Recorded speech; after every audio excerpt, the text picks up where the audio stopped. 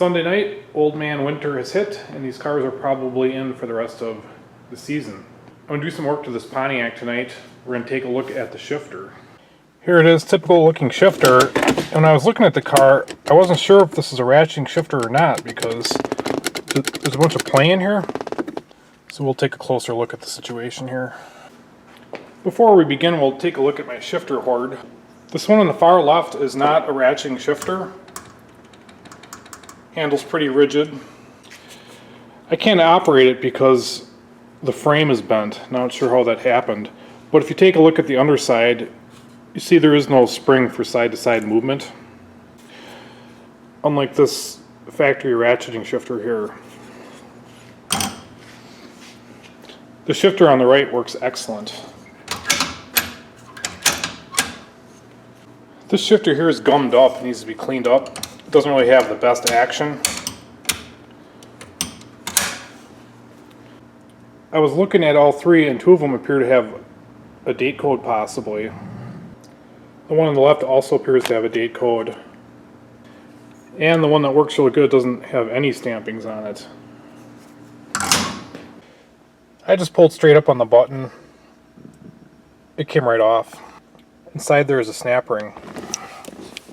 I'll use the trusty snap ring pliers. Let's stick the flashlight in my mouth here and let's see if I can do this one-handed.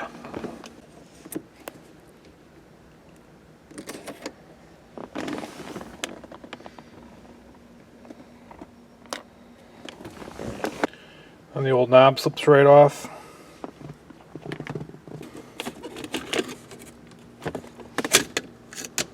I'm going to have to take the console out. The previous owner had this kind of cool cup holder that he got inside here. There's no place to set your drink. Get the old nut driver here, get those two out. Looks like a couple Phillips holding the back of the console in. I'm at the front of the console now. You can see the screw wasn't put in there very well. There's a couple up top there that need to come out. And I was able to wrestle the console free with taking them couple out. I'm not sure if there's any purists watching this or not, but just wondering if that radial tuned suspension thing is correct being on the console like that. Feel free to chime in. Looking at a rat's nest of wires here from that fancy stereo in the back. I was kind of wondering about the antenna, and they actually ran an antenna cable all the way to the front, which is nice. I'm going to take the shifter cable off. There's a little hitch pin there. And a retaining clip. And a couple bolts. With those removed, she's coming right out. You can see the floor's got like a couple thread certs in it. And the back looks like it's just tapped into sheet metal. Looks like we have an extra set of speaker wires here. The radio guy probably just cut them off and left them.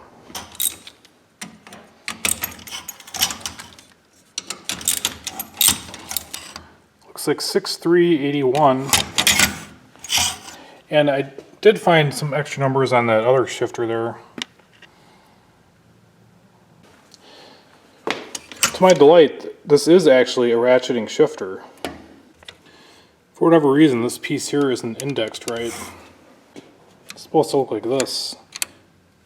And then the push button rides in between there. I'll work on this shifter for a minute and see if I can get it to function correctly. I've completely dismantled it here, and you'll see this rod's all gummed up. It's bent. There's probably a bunch of crap in this tube.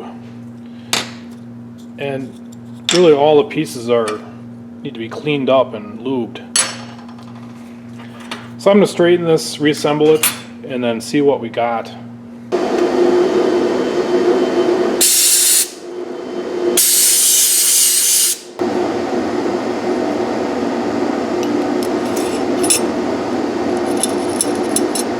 I'm cleaning up these pieces here.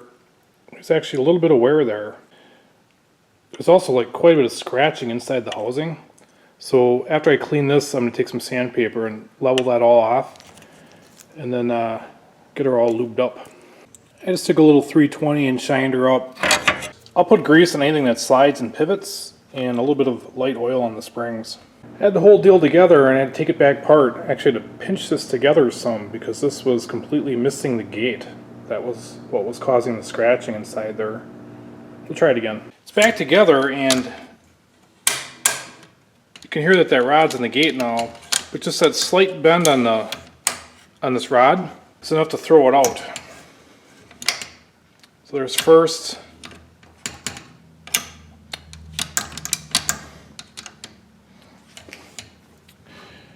There's a couple notches in here that make it ratchet, and the rod has to be in perfect sync on the other side with them, and there's a little bit of bend to it. I mean, I got it pretty straight, but it's still just a hair off.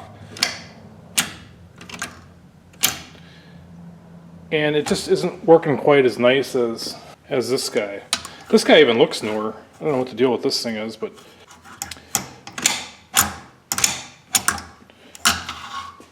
so I think what I'm going to do is I'm just going to install this one in the car and toss the one I get out of the car in a box and sell it with the car when I sell it. Considering there's a couple 81 stamped on here, I'm not even sure that this is the original shifter that came with the car. It almost looks too rusty to be the original shifter. So I'll painstakingly take this one apart now and clean it up. This shifter is in such excellent shape, all it really needed was a wipe down and relube. Hardly any wear on the pieces. Everything working nice. Here it is reassembled. Still working good, thankfully. The cover plate had like this red paint on it. I'm not really into that. I got an all black one here. It's about in the same shape, so I'll just put the one on the left on for now. The textures of these two cover plates are different. I believe this to be an original style cover plate. This one might be too, but it's definitely got a different texture. I'm going to give you guys a quick look at the workings of this thing with these two tabs right here.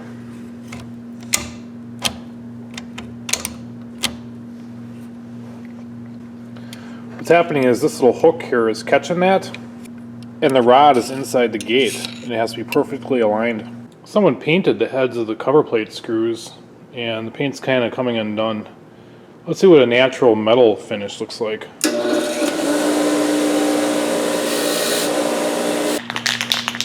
It looked too goofy. I gotta do a dusting in black.